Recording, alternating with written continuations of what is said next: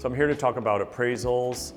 why they're done, why they're relevant with property purchases. If you are financing any purchase, your bank is going to do an appraisal on the property because they don't want to make a loan on something that's not worth the value. So they're going to send an appraiser that's usually an independent person, not somebody that's affiliated with the bank directly. First of all, they have the contract of sale in front of them, so they have an arm's length transaction to work off of.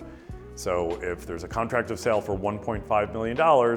then they can sort of rely on the fact that the parties have negotiated that and that there's been no funny business and that it actually is a true fair market value arm's length. But they still have to appraise the property, because what happens sometimes is that there's fierce bidding competitions and bidding wars that happen with very sought after properties, and somebody could be required to pay 10, 20, even 30% over the list price in order to get something that they really want. In those situations, sometimes an appraiser comes along and it might not necessarily appraise.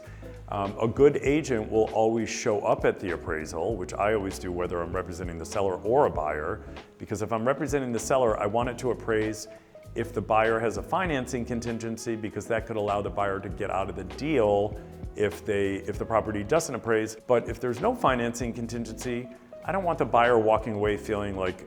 they had to pay more or that they overspent because it didn't appraise. If for some reason the property doesn't appraise, which is very rare right now because there are enough comps out there to support what's been going on and the market's been up and down, then if you're a buyer and you don't have a financing contingency and you're in contract for something for 1.5 million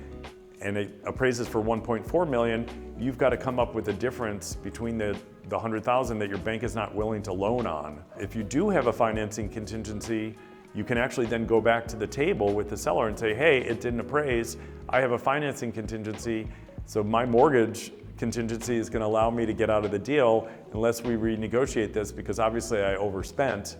at least according to this appraiser. In New York City, it's very important to use a New York lender and somebody that's accustomed to doing co-ops and condos, because what I've found over the years with vast experience is that if a buyer uses a lender that's not accustomed to New York real estate, they're also going to get an appraiser who's not necessarily accustomed to New York City real estate. Oftentimes they're going to come from the suburbs and they really don't know how to appraise a property in vertical living. So the appraisal is a huge part of the transaction if there's financing. If there's no financing and it's a cash deal, there's no appraisal. But it's a major, major part of the process and the transaction